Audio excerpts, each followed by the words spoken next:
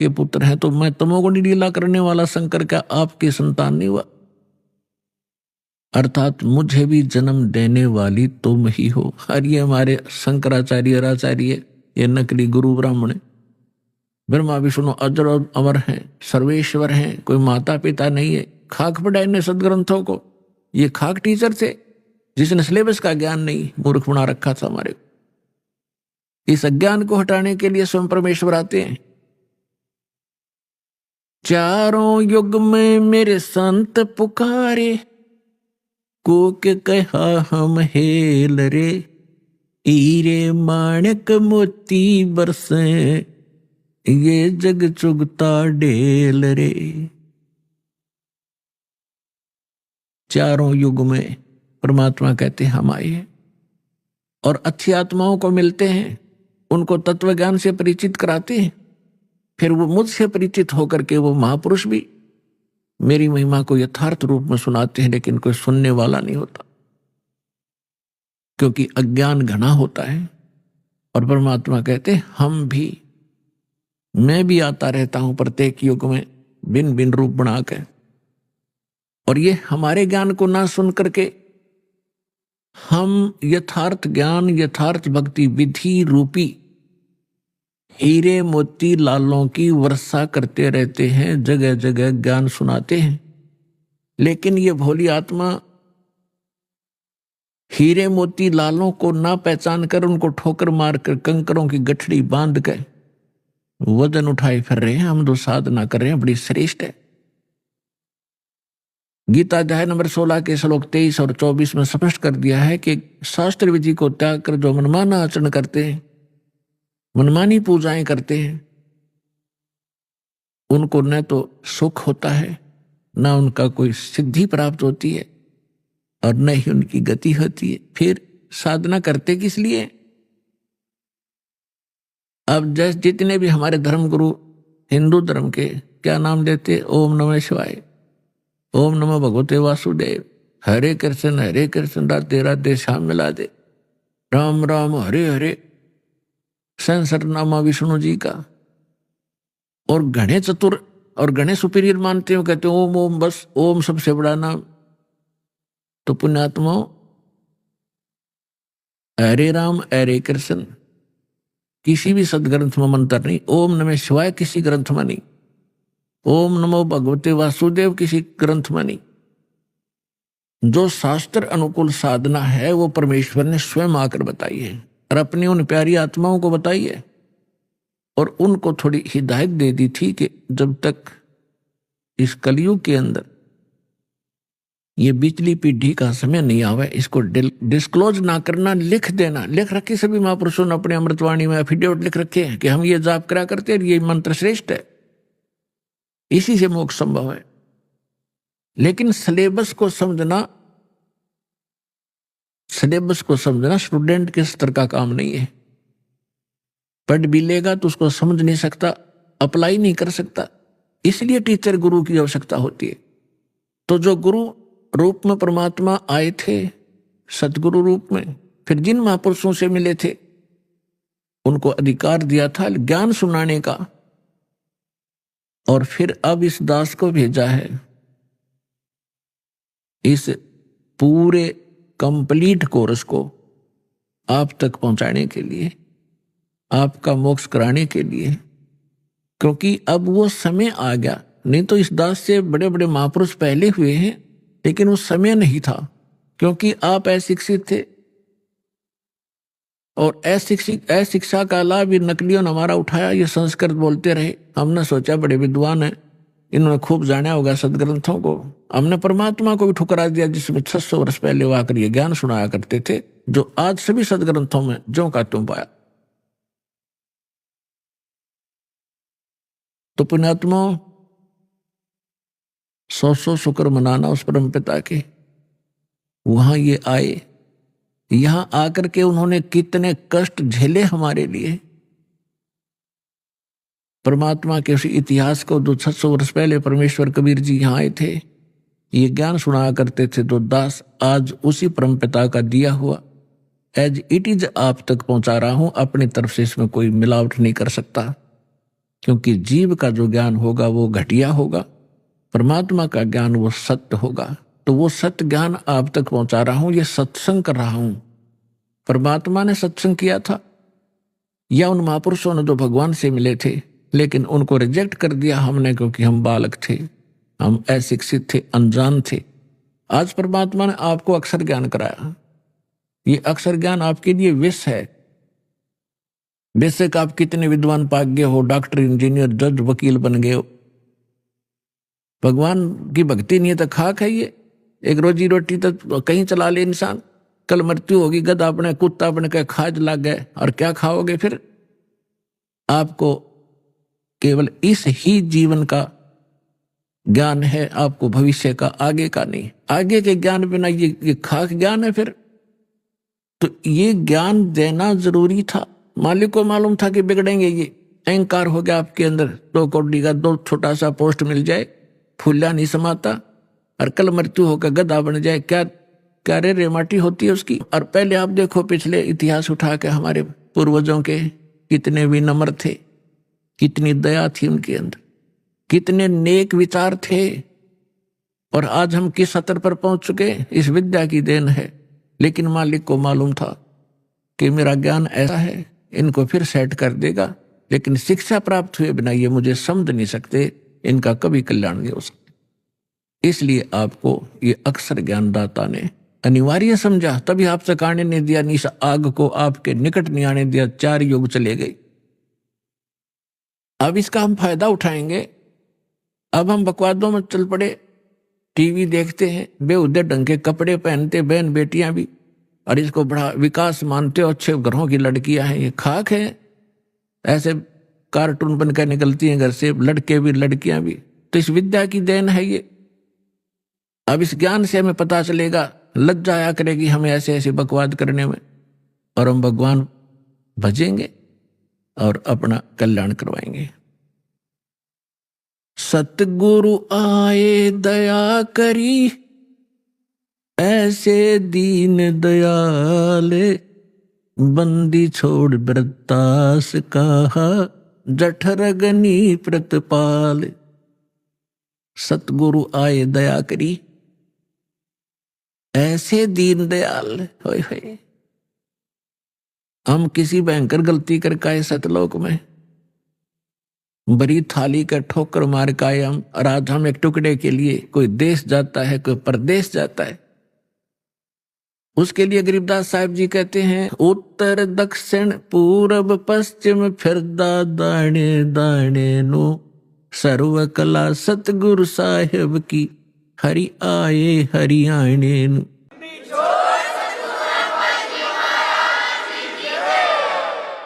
अपने आत्मा जो गुरु बचन पर डट गए, कट गए फंद 84 के,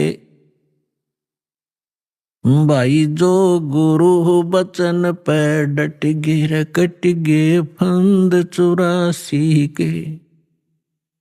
भाई जो गुरु बचन पर डट गए, कट गए फंद 84 के, कट गए फंद 84 के, कट गए फंद 84 के। भाई जो गुरु बचन पे डट गए, कट गए फंद 84 के। वस्तु मिली ठोड़ की ठोड़ मिट गई, मन पापी की दौड़। वस्तु मिली ठोर की ठोड़ मिट गई, मन पापी की दौड़। ये भरम मिटे मथुरा काशी के, भरम मिटे मथुरा काशी के।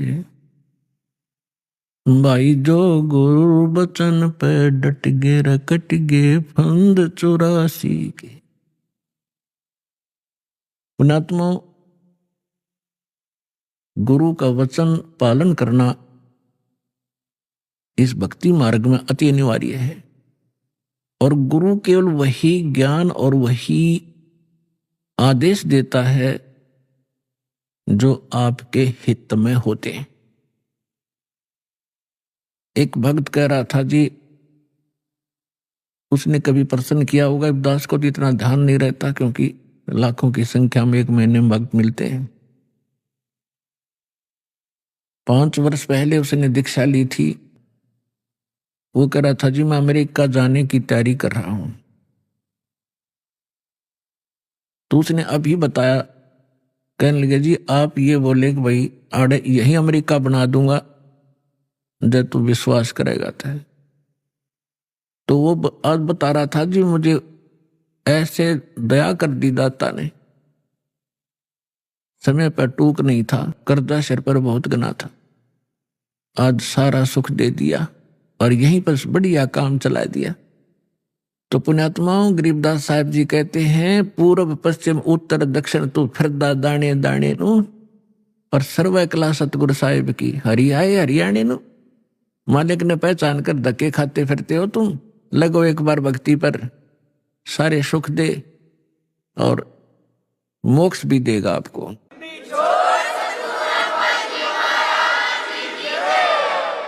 पुण्यात्माओं सबसे पहले हमने अपने लाल की परख करनी होगी कि जिस लाल को हम लिए फिरते हैं ये वास्तव में लाल है भी कि नहीं। तो उस परखने के लिए हमारे पास कुछ पैमाना होना चाहिए। तो पैमाना कौन सा होगा? सदग्रंथ प्लस में उन महापुरुषों का आंखों देखा एफिडेविट कि परमात्मा जिनको मिले। तो आज आपको एक झलक परमात्मा की सुनाएंगे।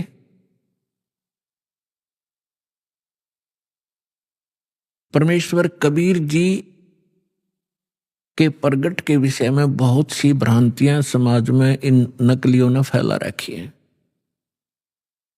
क्या फैला रखी है कि कबीर साहब किसी विधवा ब्राह्मणी के कोख से जन्म हुआ था, वो शर्म के मारे बाहर डाल आई।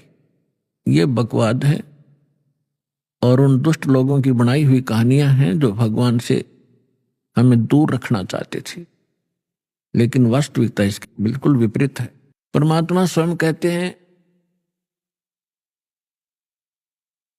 अवधू अवगत से चला आए, मेरा कोई भेद मर्म ना पाया, ना मेरा जन्म ना गर्भ बसेरा, बालक बन दिखलाया, काशी नगर जल कमल पटेरा, तहां जुलाहे न पाया, मात पिता मेरे कछु नाही, ना मेरे घर दासी, जुल्हे का सुत आने कहाया, जगत करे मेरी हासी। स्वयं परमात्मा ने आके बताया कि मेरे कोई मात पिता नहीं थे और किसी कारण से मैं प्रत्येक युग में अपने बच्चों को संभालने के लिए ये लीला किया करता हूं। परमात्मा प्रत्येक युग में ऐसी ही लीला करते हैं, कमल के फूल पर आकर शिशु रूप धारण करते हैं। एक सतिथि इनकी ऐसी है यहां आने की, और वैसे जब चाहे कभी भी एक साधु रूप में अन्य रूप में कभी प्रकट होकर के अच्छी आत्माओं को मिलते हैं, उनको ज्ञान देते हैं। तो जब परमात्मा कलयुग में आए सन 1398 संवत 1455 ज्येष्ठ सुदी पूर्णमासी को ब्रह्म मुहूर्त में, ब्रह्म मुहूर्त होता है सूर्य उदय होने से 1.5 घंटा पूर्व, सतलोक से आए मालिक और एक शिशु रूप धारण करके और नीचे को गति की। उस समय बनारस के अंदर, काशी के अंदर एक रामानंद नाम के बहुत बड़े विद्वान प्रसिद्ध थे।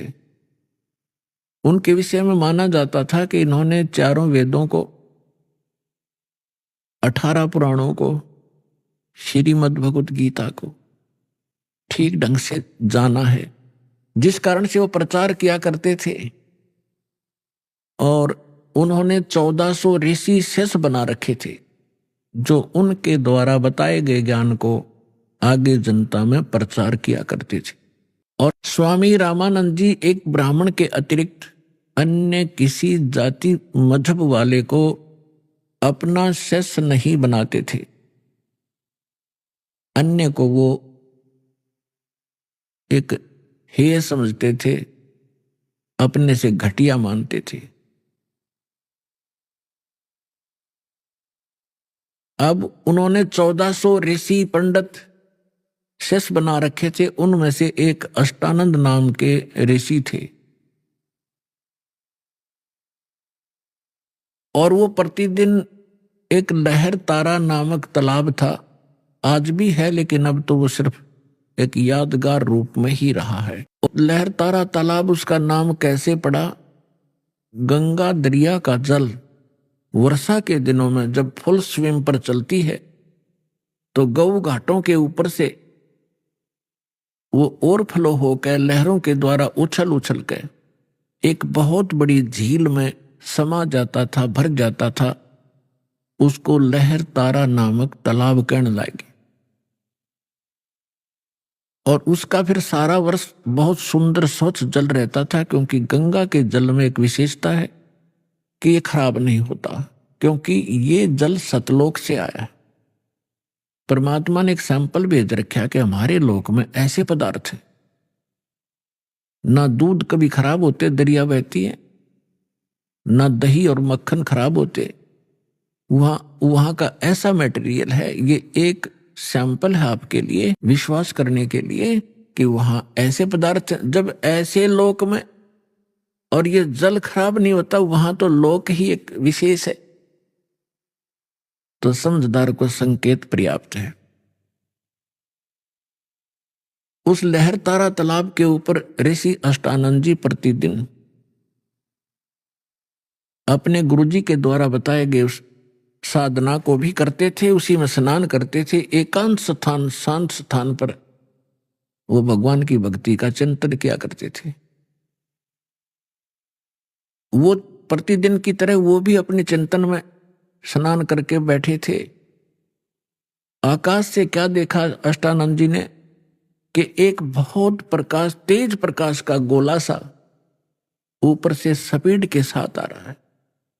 और वेद भी यही बताते हैं कि वो परमात्मा ऊपर के लोक में रहता है और उस वहां से गति करके आता है, बिजली विद्युत जैसी गति से यहां आकर हमें प्राप्त होते हैं। अष्टानंद जी ने देखा कि बहुत तेज प्रकाश, कभी देखा नहीं ऐसा। जब उसने देखा तो उसकी आंखें सहन नहीं कर सकी, चरम दृष्टि बंद होगी। आंखें बंद होने के बाद उसने क्या देखा कि एक बालक है, शिशु रूप दिखाई दिया। जैसे हम सूर्य की तरफ देखते हैं प्रथम सीधा, तो हमारी चरम दृष्टि सहन नहीं कर पाती, आंखें बंद हो जाती हैं। आंखें जब बंद होती हैं या हम दूसरी साइड में देखते हैं तो सूर्य का प्रकाश रहित आकार दिखाई देता है और वो काफी देर तक आंखों में बना रहता है। ठीक यही दशा अष्टानंद जी की हुई कि उसने जब वो प्रकाश की तरफ देखा तो वो प्रकाश किसका था? सूर्य का, यानी परमात्मा का।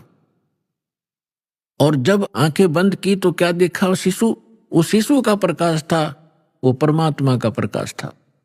दोबारा उसने जब आंख खोली तब तक वो प्रकाश लहर तारा तालाब के एक कोने में सिमट चुका था, समाप्त हो गया था। अब अष्टानंद जी अंदर ही अंदर बड़े खुशी हुए। उसने सोचा कि शायद आज मेरी कोई भक्ति की विशेष उपलब्धि मुझे हुई है और इसके बारे में अपने गुरु जी को बताऊंगा। वो उठकर चले गए। अपने गुरु रामानंद जी से कहा कि स्वामी जी, आज मैंने ऐसे ऐसे एक अजीबोगरीब घटना मेरे साथ हुई। हे प्रभु, ये मेरी भक्ति की उपलब्धि है या कोई मेरा भ्रम है? स्वामी जी ने कहा कि बेटा, ये न तेरी भक्ति की उपलब्धि है और न ही तेरी कोई भ्रम है। ऐसी लीला उस समय होती है जब ऊपर के लोक से कोई परम शक्ति या देवता लोग यहां पृथ्वी पर आकर के जन्म लेते हैं। किसी मां के गर्भ में प्रवेश किया होगा उन्होंने। ये तारे से जब टूटते हैं तो उसने बताया कि ऐसे लक्षण हैं। और वो कुछ दिनों में यहां इस काशी बनारस में किसी मां से जन्म लेकर के वो दिव्य शक्ति अपना कोई कार्य करने के लिए ऊपर के लोकों से आते हैं। अब जितना स्वामी जी ने ज्ञान था अपने शिष्य का समाधान किया, से संतुष्ट हुआ। अब इन ऋषि महर्षियों ने वही भगवान देखे हैं जो मां से ही जन्म लेते रहे, श्री राम, श्री कृष्ण और बाकी 18, 25, 2, 8, 9 जो बताते हैं ये ऐसे आते। लेकिन ये भगवान वो है जो कभी मां से जन्म नहीं लेता, सबके जन्मदाता है, सबके विधाता है। उधर से नीरू और नीमा नाम के दो पति पत्नी थे मुसलमान, वो उसी जन्म में वो ब्राह्मण थे। गौरी शंकर पुरुष का नाम था, सरस्वती उसकी पत्नी का नाम था। गौरी शंकर भगवान शंकर के बहुत ज्यादा उपासक थे और नेक आत्मा ब्राह्मण थे। अन्य ब्राह्मण रोजी रोटी के लिए, निर्वाह के लिए मिसगाइड करते थे, दक्षिणा आदि कुछ अटपट करके ग्रहण करते थे। तेरा पितर ऐसे रुष्ट हो गया है, इतने पैसे चढ़ा दे, ऐसा पाठ करवा दे। वो ऐसा नहीं करता था, वो केवल शिव जी की कथा सुनाते थे शिव पुराण से, और जो भी उसकी दक्षिणा आती थी अपने निर्वाह के लिए रखकर बाकी शेष भंडारे में लगाते थे। तो उनके अनुयायी बहुत अच्छे तरह परिचित थे कि बिल्कुल निष्पक्ष कथाएं करते हैं, निस्वार्थ कथाएं करते हैं, जिस कारण से उनकी काफी प्रसिद्धि काशी में हो रही थी। और अन्य जो नकली ब्राह्मण थे रोजी रोटी वाले, वो उससे घनी ईर्षा करते थे कि ज्यादा लोग इनको पसंद करने लगे, हमसे दूर होते जा रहे हैं। इस बात से मुसलमान काजी, मुल्ला, पीर खूब परिचित थे कि गौरी शंकर से अन्य जो धर्म गुरु हैं ब्राह्मण, ये अक्षुब्ध हैं और ये हिंदू धर्म का प्रचार घना कर रहा है।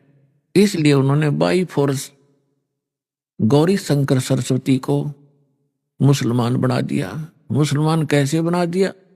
अपना जूठा पानी करके गली में खड़ा होकर और उनके ऊपर फेंक दिया, उनके कपड़े में फेंक दिया और उनके मुंह में डाल दिया।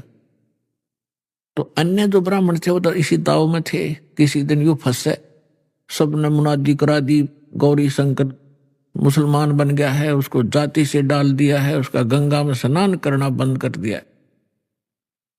अब सारे हिंदू उनसे बाइकाट कर गए, तो वो विवश हुआ। उनका नाम रख दिया नूर अली गौरी शंकर का, और नियामत रख दिया उसकी पत्नी नीमा का, नियामत। तो इस प्रकार फिर अपभ्रंश करके उनको नीरू और नीमा कहने लगे। अब पहले उनकी रोजी रोटी चलती थी कथा की दक्षिणा से, अब दक्षिणा मिलनी बंद होगी, रोजगार की समस्या हुई। उन्होंने एक सिंपल सा काम जिसमें कोई पैसा नहीं लगना था, ऐसा काम शुरू कर दिया कपड़ा बुनने का, और समय के बीत जाने पर उनको जुलाहा कहने लगे। नीरू नीमा निसंतान थे, उनका कोई संतान नहीं थी, 60-62 साल की उम्र उनकी हो चुकी थी। भले ही वो मुसलमान बन गए थे, लेकिन भगवान शंकर को दिल से भुला नहीं पाए थे। कोई भी आपत्ति आती थी या कोई विशेष कसक होती थी, भगवान शंकर को ही वो याद किया करते थे। भले ही वो मुसलमान रीति को भी निर्वाह कर रहे थे, उसको भी चल रहे थे। अपने आत्मा उनको संतान नहीं थी। अब जो उस समय एक ऐसी धारणा समाज में फैला रखी थी नकली ब्राह्मण गुरुओं ने कि जिसके संतान नहीं वो सबसे निकम्मी आत्मा है, उसकी सुबह सुबह दर्शन भी नहीं होने चाहिए। तो जिस कारण से जिनका संतान नहीं होती थी वो खूब समझते थे कि सामने वाला बाइकाट कर गया, गली बदल गया, रास्ता चेंज कर गया। मुझे देखकर वो बहुत कुड़ कर अपना जीवन व्यतीत किया करते थे। यानी संसार की परंपरा से उस व्यक्ति को जिसके संतान नहीं है वह सबसे मनहूस माना जाता था, और भगवान के अध्यात्म ज्ञान के आधार से वो परिवार, वो दंपति, वो पति पत्नी एक नंबर के हंस और पुण्यात्मा होते हैं।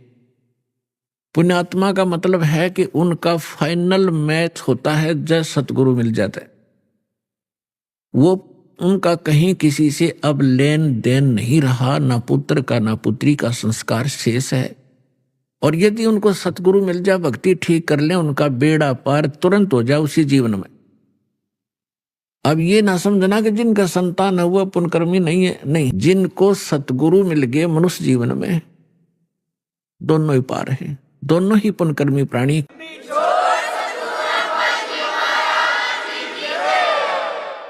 जैसे एक समय सुखदेव ऋषि 12 वर्ष के बाद मां के गर्भ से जन्म लिया, 12 वर्ष की आयु पेट में हो गई थी उसकी।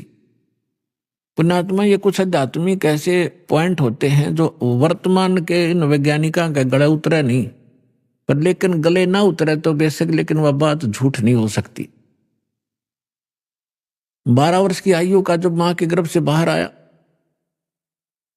आते ही उठकर चल पड़ा। व्यास जी का पुत्र था, व्यास जी की पत्नी से उसका जन्म हुआ था।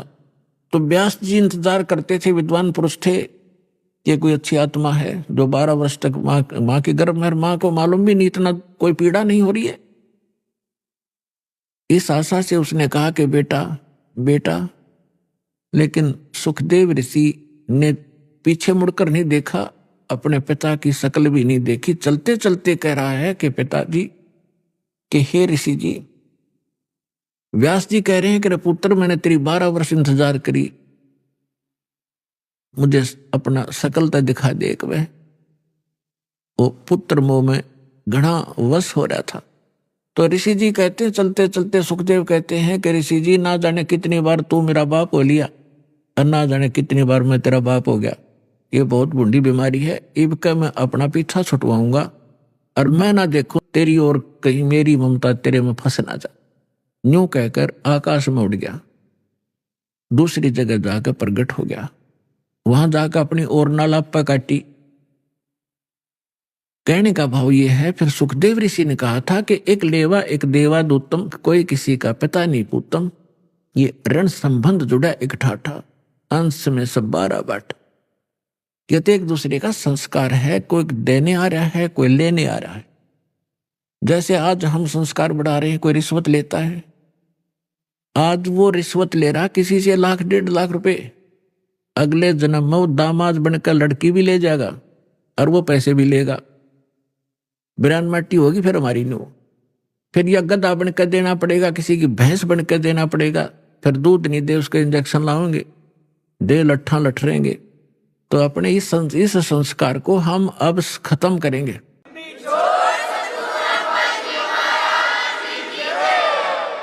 तो इस विष को हम तभी तक खा रहे हैं जब तक हमें ये विष दिखाई नहीं देता, हम पहचानने योग्य नहीं थे। और जब हम पहचानने योग्य हो जाएंगे कि ये विष है, उसके विषय में सुख संवेद में कहा है, जैसे कर का जहर का रंग होरी हो, कहो कौन तिस खावे राम रंग होरी हो। जैसे कण पड़ा हो किस विष का, और ये पता हो ये विष का कण है, कहते कौन छुएगा उसको, खान की तो बहुत दूर बात, हाथ भी ना लावे, किसी और कपड़े तो पकड़ेगा और कितने पता नहीं मिट्टी में दबा का होगा, कहीं और भी ना खा ले। और परमात्मा की भक्ति करने से ही सुख होगा, होरी माने खुशी होगी। तो नीरू निमान का कोई संतान नहीं थी, और कि इसीलिए पुण्यात्मा थी, भगवान आ गया गोदी में। अब भगत का और जगत का सदा से विरोध रहा है, मतभेद रहा है वैचारिक, और जिस कारण से इनकी खींचातान बनी रही तो बनी रहो, क्योंकि भगत को ज्ञान हो जाता भक्ति का और जगत को ज्ञान होता अपनी ही परंपराओं का, वो उन्हीं को उत्तम मान रहे होते हैं, इसलिए विरोध करते हैं भक्तों का। ये तो जाकर लंबे पड़े वहां पर, ये पता नहीं कैसे कर रहे हैं, ये मुसलमान रहे ना हिंदू, मतलब इस तरह की वो बातें करते हैं, करने दो। हम अपने इस ज्ञान के आधार से आगे बढ़ते रहेंगे, एक दिन पूरा विश्व स्वीकार करेगा ये ऐसा गजब का मार्ग है और इसी से सुख है।